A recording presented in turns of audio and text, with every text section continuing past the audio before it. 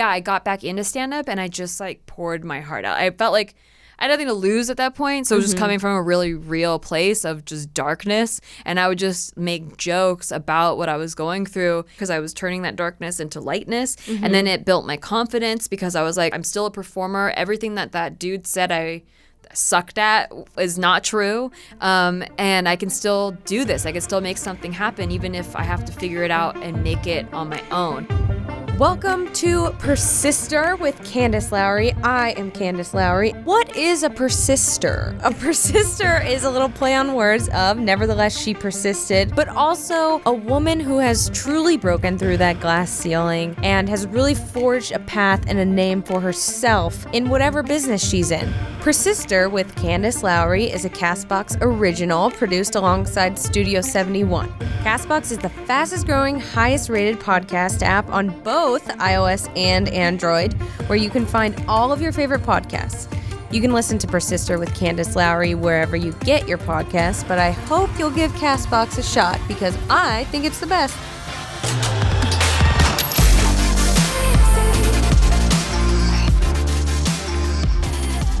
Hello, everybody, and welcome to another episode of Persister.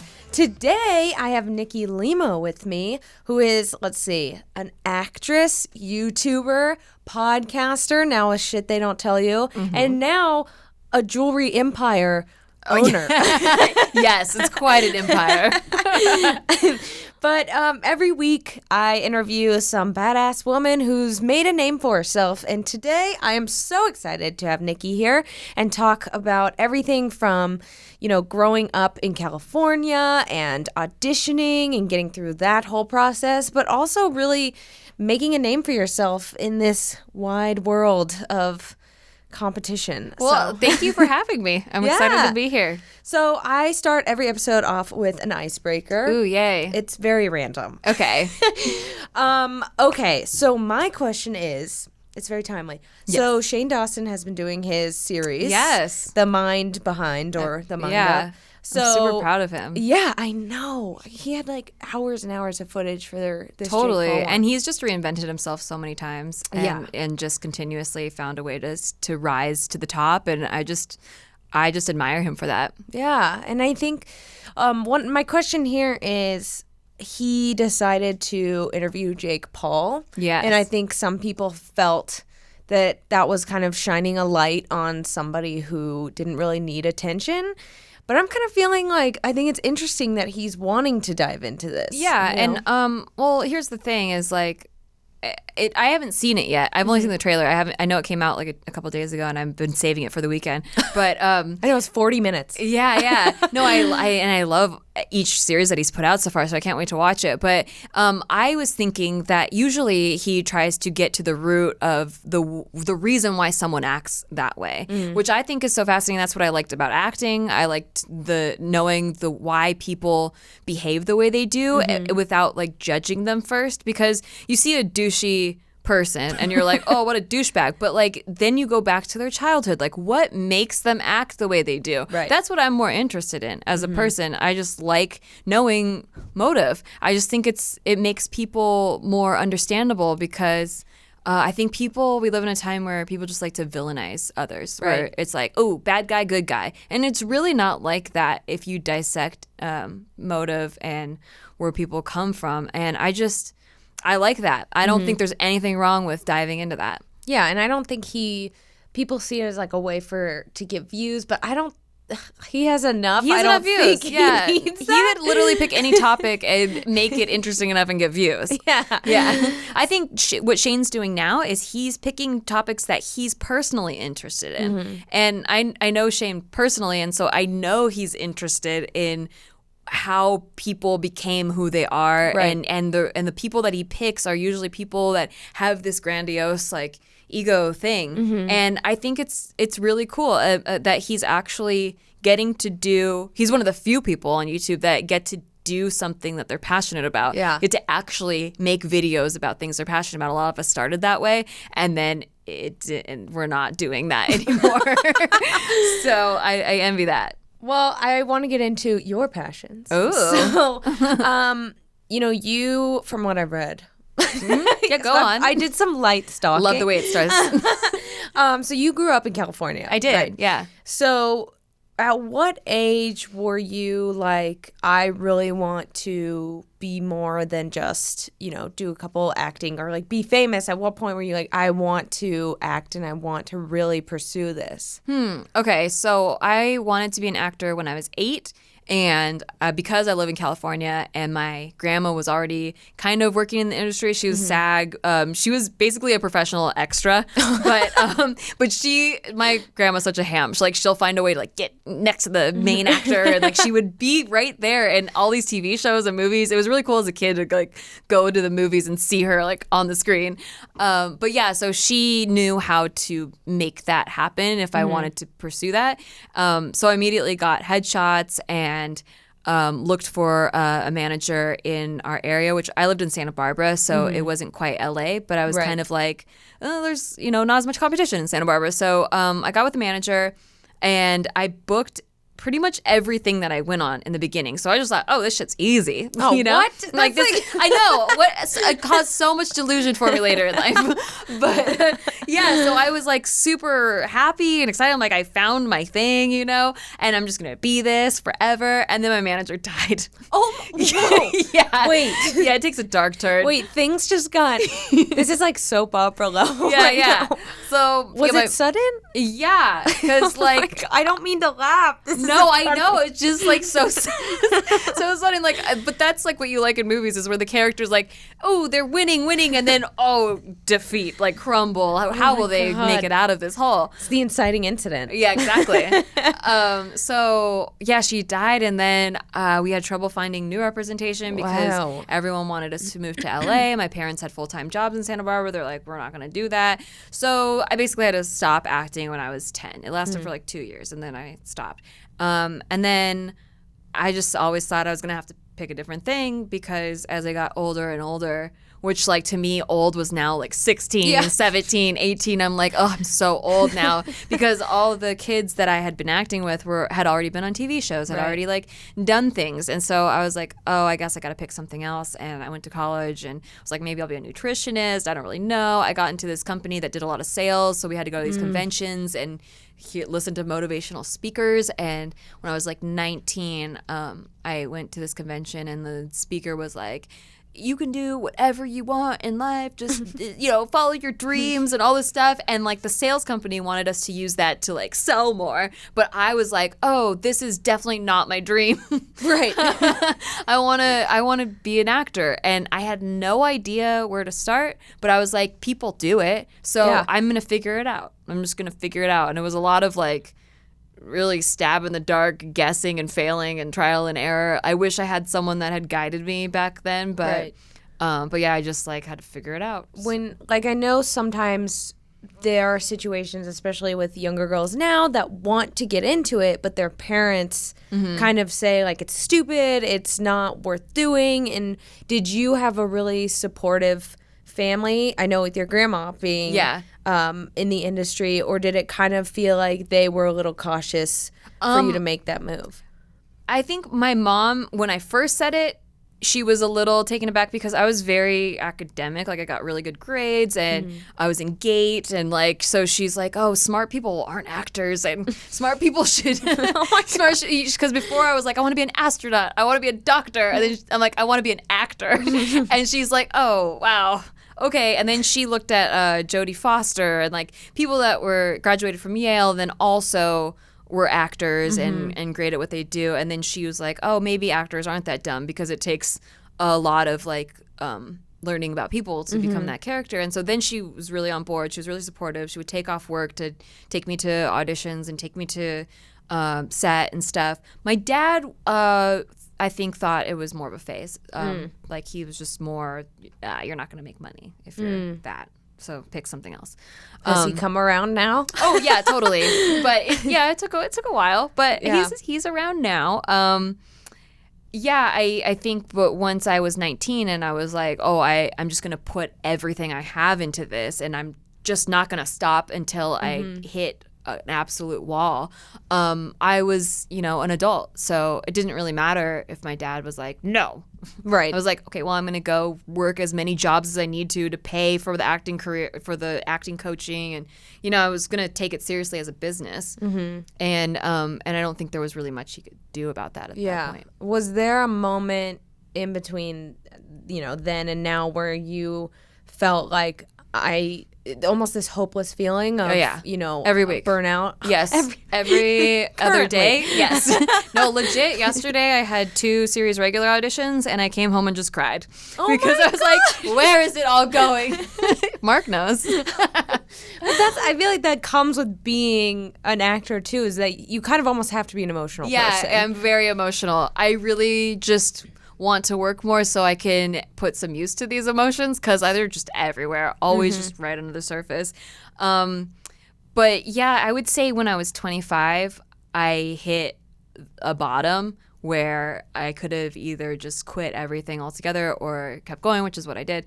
But I got sued by my ex-manager, not the one that died. Oh, but like she come back to life. No, I got a new manager when I was 22, and I was really dumb and signed this contract that was such a bullshit contract. Am I allowed to cuss here? Yeah. You should definitely have a lawyer review any contract that you sign. And I was just so eager. I just wanted to work. I'd been studying and like acting coaching and had gotten up to like the master class but I wasn't getting auditions. So I just wanted to work, and all of his clients were seemingly working.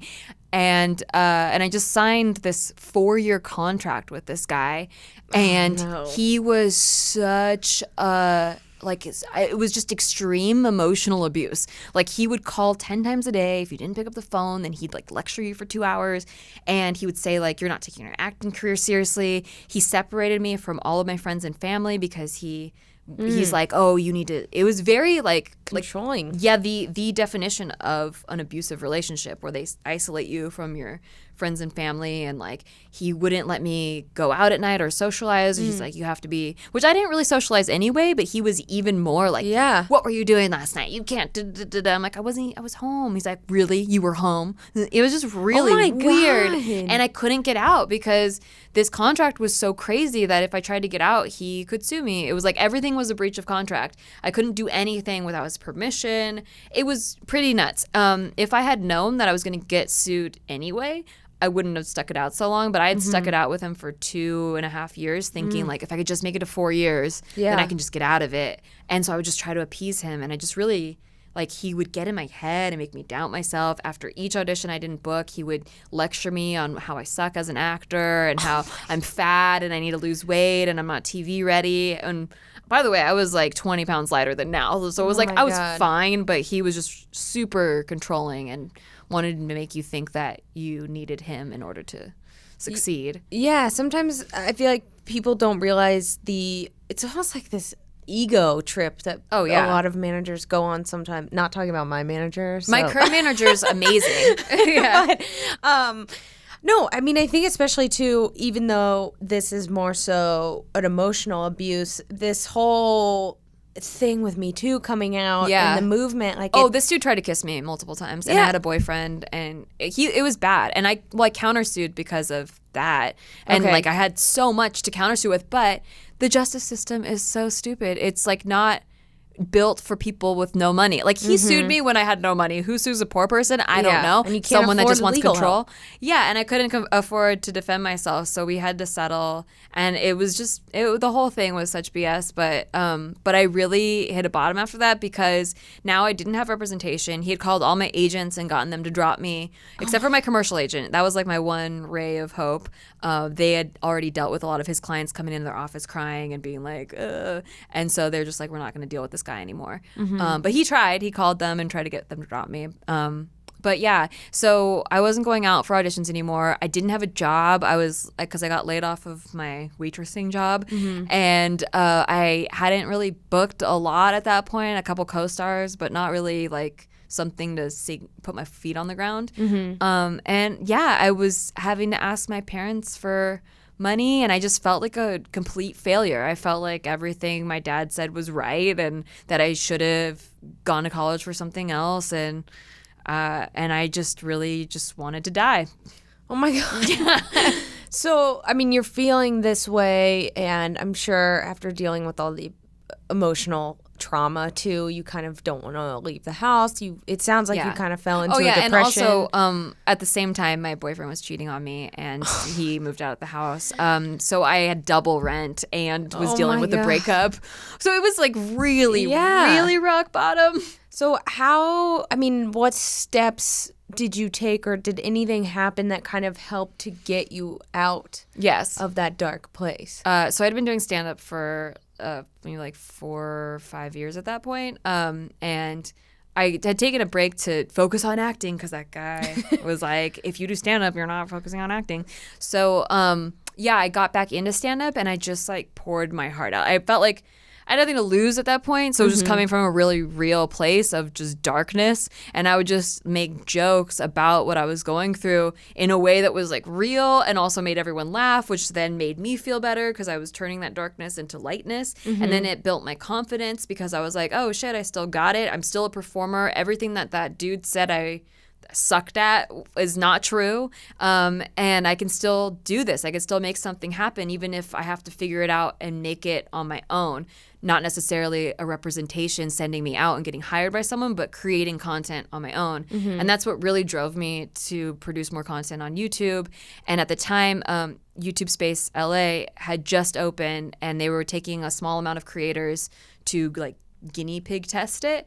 And they selected me to be part of that group. So we had access to all this like fancy camera equipment and production sets and all kinds of stuff. And I got to produce a series with them that like looked like a legit TV series. And it was awesome. And it just like got me reconnected to the YouTube community, got those relationships back that I had isolated myself from when that guy told me to cut off people. Your friends? Yeah. So Everyone but him? Yeah, and a lot of them were YouTubers and they had gone off to like explode and become very successful on YouTube. And, like Shane Dawson was one of them. And Totally Sketch was the group that I was with that I kind of had to stop working with during that time. And I just reconnected with everybody and did this show that like people were retweeting and like loving. It kind of it got a big spark, and I just was really proud of it, and it just built that confidence back up. And I really want to talk about kind of this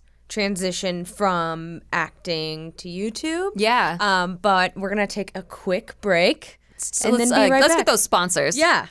Let's insert a sponsor. But we'll be right back. Thank you everyone for listening, and I just wanted to remind you all to rate, review, and subscribe to Persister with me because it's very helpful in spreading the word and getting the show out there. So I just wanted to thank you all again for listening, and let's get back into it. Welcome back, everybody, to Persister with Candace Lowry. I am still Candace Lowry, and Thank God. Yeah, someone new comes in. Yeah, like who's this? I am here with Nikki Limo. I'm still Nikki Limo. Yes, we did not interchange. Just in case, just to clear it up.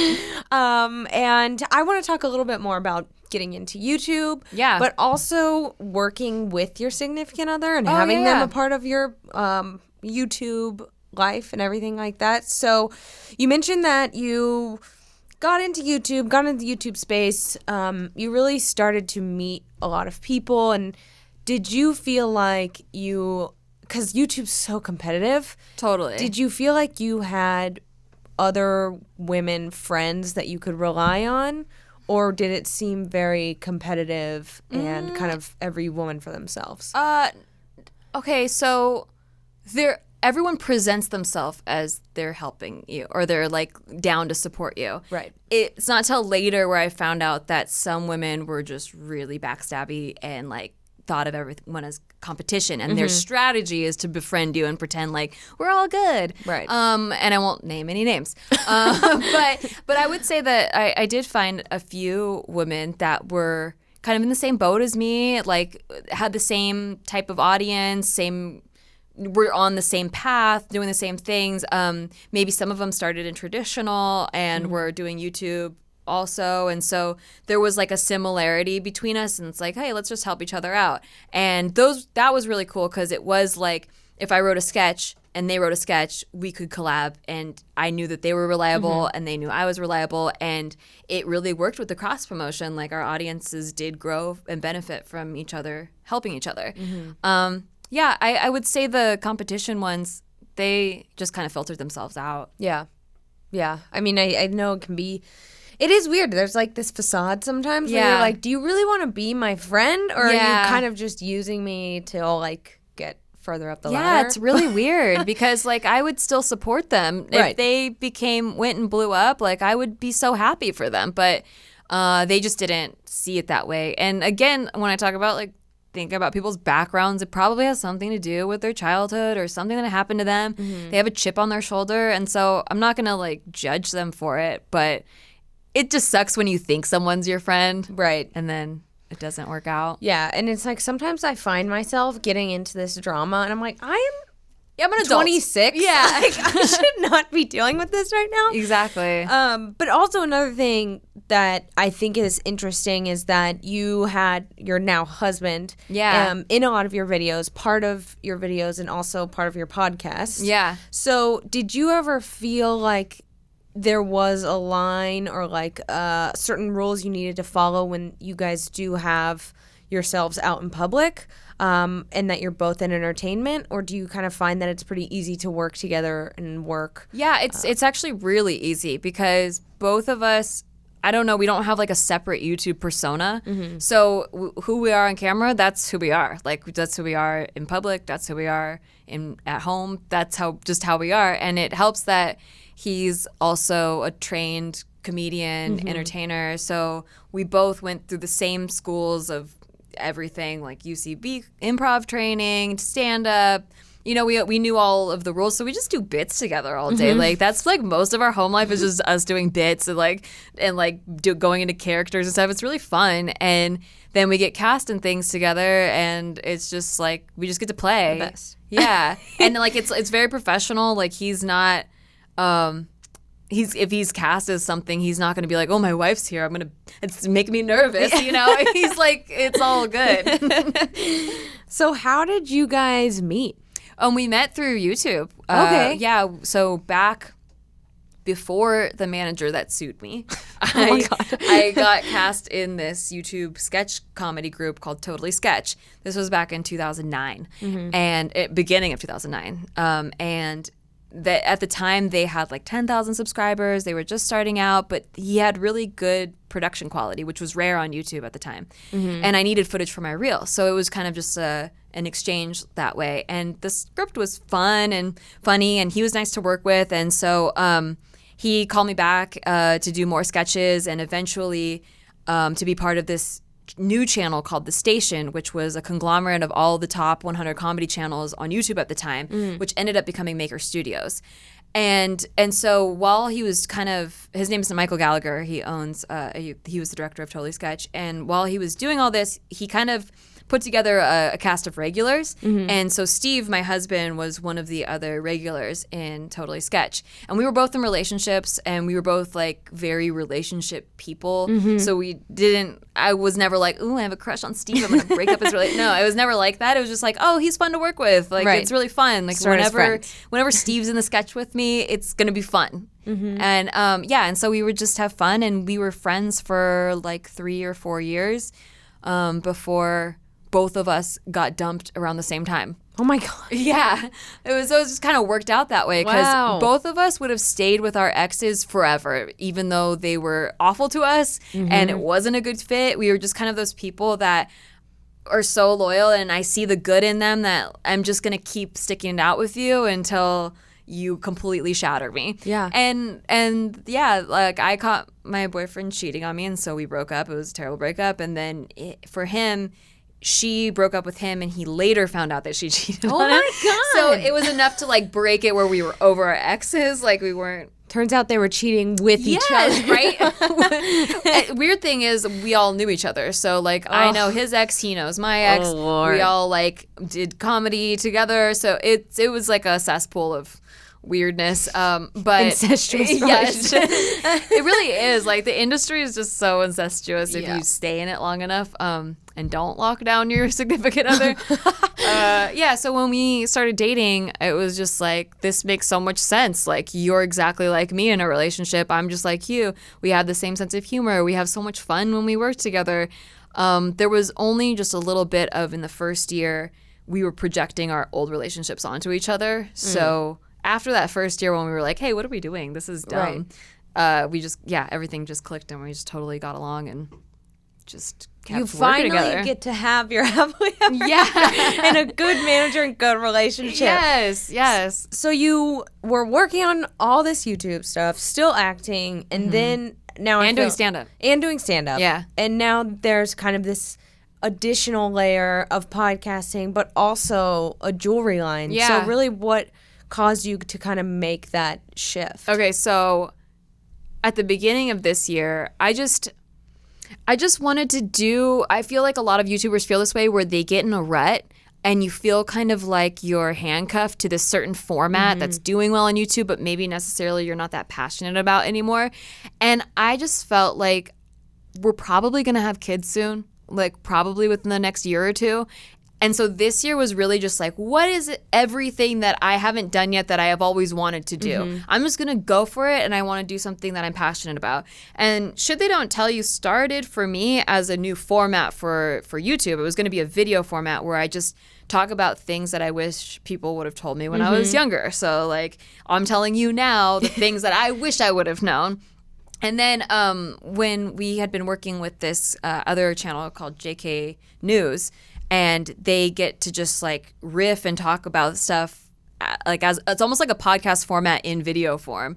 We found like we were the most ourselves in that type of format, and if we just like could do it on a podcast and just be able to riff and not have to edit everything out and not be like, oh, for the sake of keeping it short for YouTube, like we're going to cut out all this stuff that we actually want to say. What if we just got to just keep going and like riff about it and bring cool guests on and have them talk about it and have people feel like they're not so alone. Yeah. Because it's not just us, it's also this guest that went through the same thing. Wouldn't you know it, you know? Right. So I guess to tie into that, what is the one thing you would tell like a young girl who wants to get into acting or move to LA? You know, I know you talked about the contracts, which is really important. Yes, definitely. I know it sucks because it's like, oh, lawyers cost money, but they will save your ass in the long run to just have a lawyer review it. It's like $300. Yeah. You know? But it's so worth it. I got sued for way more than that, and it sucks. Oh my so God. don't do that. Also, it felt like I kind of got some of my life robbed from me during those 2 years. Yeah. So yeah, definitely don't do that. I would say for people, I mean, acting is kind of a different start than YouTube, but one can leverage the other depending on which route you go. So just pick the one you're more passionate about and just start. Like, I think the biggest problem people have is they try to plan everything out beforehand and they try to, like, make sure it's going to be perfect before they start. And it's not going to be perfect. You're going to suck. Like, it's going to suck. It's going to be hard. Accept that you're going to suck, and then you might surprise yourself at how much less you suck than you thought you were going to suck. But you're definitely, like, you need to start in order to figure out what to change or what to adjust or what to improve on or what your strengths are or what your weaknesses are. You don't know any of that before you start. You can't plan that.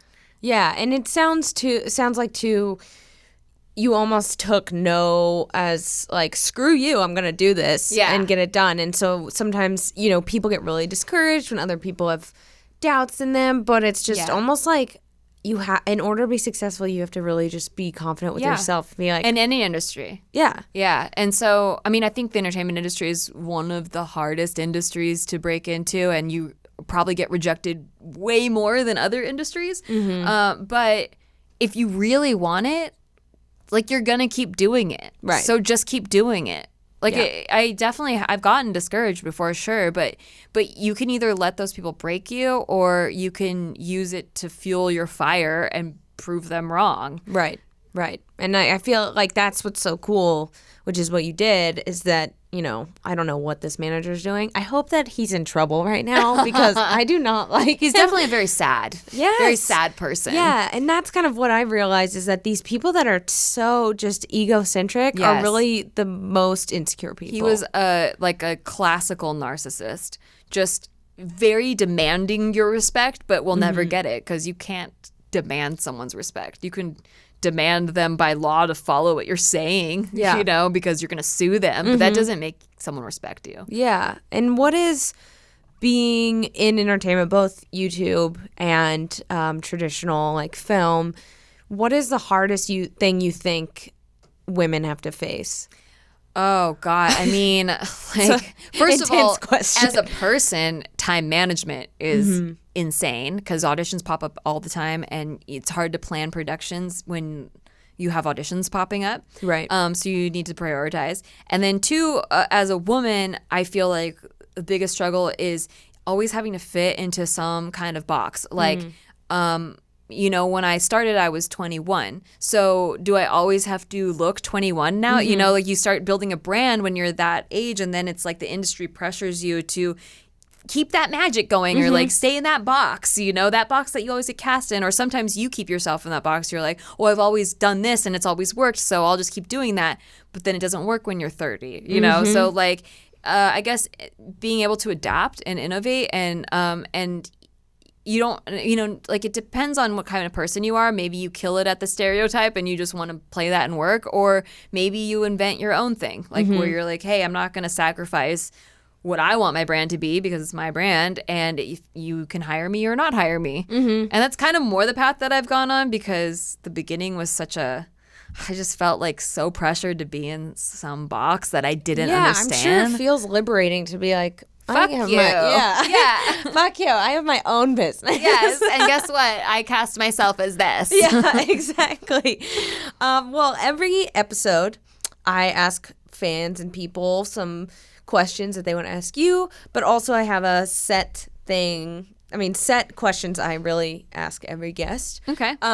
So one of the questions that someone asked was, if you want to get started in YouTube, what do you do? Ooh, just start. Yeah, that's what I think. And that's all I can tell you is like, pick something that you're passionate about, that you really love to do, because if it catches, you're going to have to do that thing for a while. So pick something you actually like. Don't pick like what's trending or what like you think people might want to see. That's the trap a lot of people fall in, is like, ooh, what's trending? What's popular? I'm going to do that. I want to be famous. Don't try to be famous. Like just do something you're actually passionate about, because it's a fuck ton of work. So if you cannot do it every day and wake yourself up and feel like you're energized to do it, like you're not going to be able to do it. Right. So pick something that you're passionate about and just do it, and then you'll learn what you need to change, and you'll grow, and it's good. You'll find your voice. Yeah, I think so too. And another random question. I have two actually very random questions. Okay. I love random. The first one is, what was your favorite vegan recipe that you've made? Oh,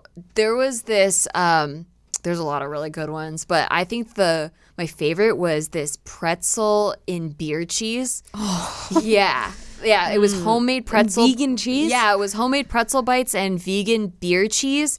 And the pretzel was vegan too, but yeah, it was so good. Like, how do you make, is it like cashew? It's I think that one was cashew, and then like some tapioca powder that made it more like cheese, like not like nacho cheese like, and then beer, and it was just amazing. Like, it was so good. It went immediately. Do you have a video about this? I do. Okay, yes. Because I might make this. Yes, you must. I've always wanted to make vegan cheese, and it seems so hard, and I'm scared. It's not that hard. It's like, well, I don't know how to make regular cheese, but yeah, I don't think I do. But yeah, it depends on what kind of cheese you want, but it's really just like, cashews and nutritional yeast and I like love nutritional yeast. sort of binder that makes it more pliable, stretchy, like stretchy, thick. thick, THICC. Some thick beer cheese. Thick cheese. The next question is, so you were in, you were in this horror movie, Smiley. Yes, and so was my husband. He killed me in it. I mean, spoilers, but what is it like to die in a horror movie? This may or may not be my question. Okay, so I've died twice in 2 horror movies, not to brag. Which one is better? But one of them, I got my throat slit. Okay. And the other one, I got stabbed. I would say the stab one was definitely an easier way to die. Okay. Because you're not like gargling while you're dying.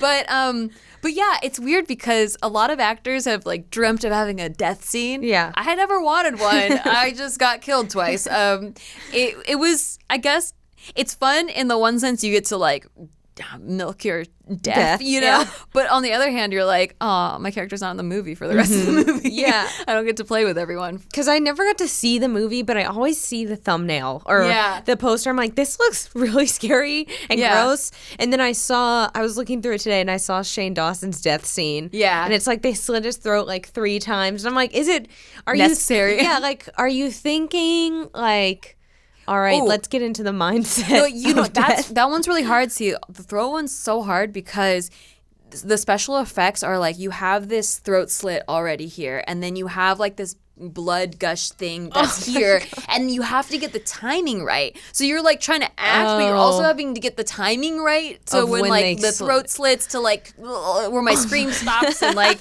it's so weird, and like it's very technical and not like fun. The stabbing one's fun. The throat slit, you got like 2 chances to make it work. I was about to say, they can't do that very many times. Yeah, because they got to clean you all up, and then they got to reapply the FX makeup. I want to die. Oh, it's so fun. But I highly recommend stabbing over throat slitting. Okay. Then maybe I'll try to work in a stabbing in one Yes. of my YouTube videos. Very fun. Okay, getting back to a more serious note. So if you want to like kill it at a business interview or even just an audition in general, is there like a go-to outfit or piece that you always wear that makes you feel most confident? I have several pieces depending on the types of characters. So for commercial auditions, I always killed it at being an employee of some sort. Sounds weird, but I like that's my niche. Like an Office Depot? Like Taco Bell, Target, and McDonald's. Always employees that all wear polo shirts. So I have these one pair of khaki pants and 3 different colors of polo shirts. I have blue, red, and black. And do you have a name tag? Yeah. Well, they sit in my closet. No name tag, but they sit in my closet as like those are for employee like auditions. And and I got cast in a TV show as an employee wearing one of those outfits too. You're it's like weird. The go-to employee. It really is. Like I don't know why, but those outfits have booked me a lot of jobs.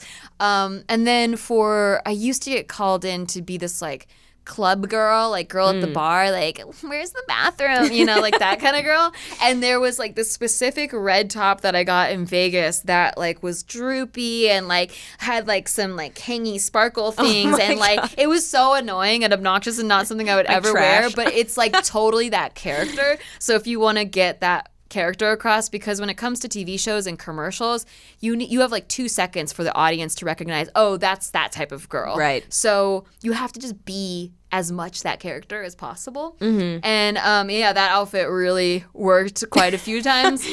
But like, you know, other things, I don't know. It kind of just goes by the essence of the character. Yeah. I think that's funny that you're like, these are my wardrobe for store girl.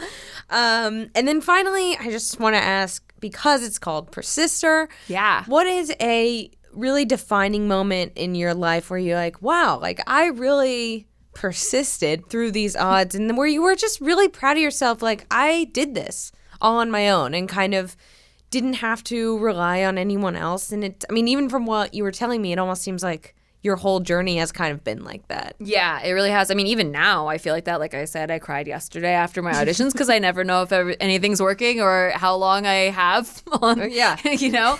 But I would say this year when we bought a house was kind of a moment where I was like, I bought this based off of YouTube and acting only. Like like both me and my husband, that's all we do. And he's a screenwriter too, but like that's what got us a house in Los Angeles, like a piece of real estate. And that's crazy. Like I used to just be okay with like the fact that I was never gonna buy a house because I'm just always gonna be a starving artist. Yeah, exactly. And the fact that we were able to do that would like really, I'm really hard on myself, but that particular moment, I was like, whoa, good job, us. Like, that's crazy. Nice pat on the back. Yeah, like most of the time I'm like, fuck you, you suck. Like, get it together. Everything's gonna fall apart. Everyone's relying on you and you're letting everyone down. I'm really mean, like so mean. But that moment I was like, hey, you did good, kid.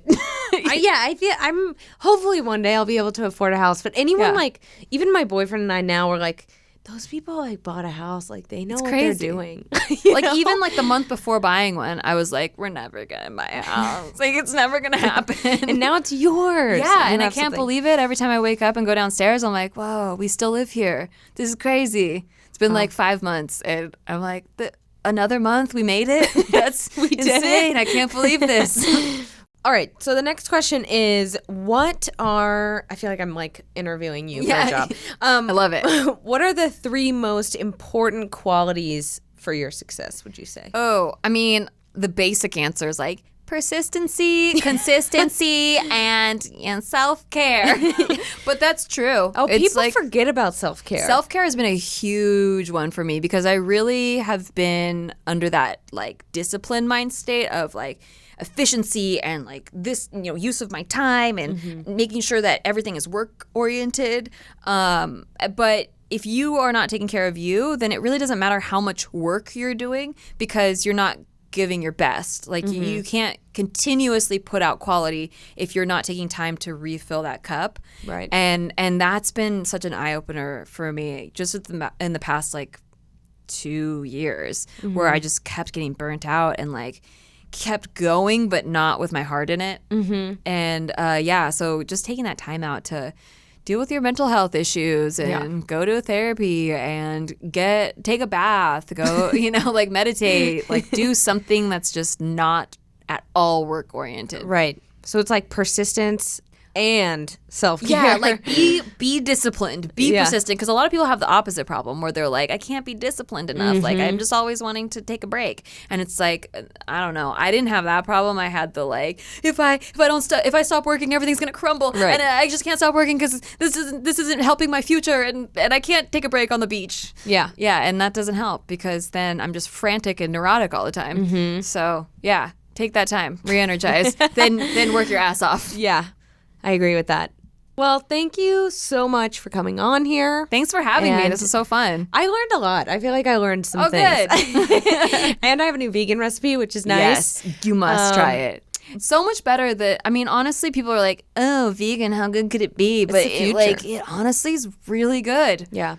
It's the future. Yes. But if you want to learn more about everything we talked about, please listen and subscribe to Shit They Don't Tell You. Oh, yeah. Check her out at stand up. Nikki Limo everywhere. Just Google it. Wherever she does stand up, check it out. And yeah, I mean, where else can we find you? I'm on all the internets as at Nikki Limo, except for Facebook. That's official Nikki Limo because Nikki Limo was taken by my personal account before they had pages. Okay, well, we can't complain about that. Yeah, couldn't take it back. Great. Well, thank you so much. Thank you guys for listening. Please be sure to rate. Oh, I forgot what it was. Subscribe, rate, and review. Oh, that's what it is. Subscribe, rate, and review this shit. Thank you. Let's just cut to her saying that. So please remember to rate, review, and subscribe not only to Persister, but to Shit They Don't Tell You. And I guess I'll see you guys next time. All right. Bye. Bye.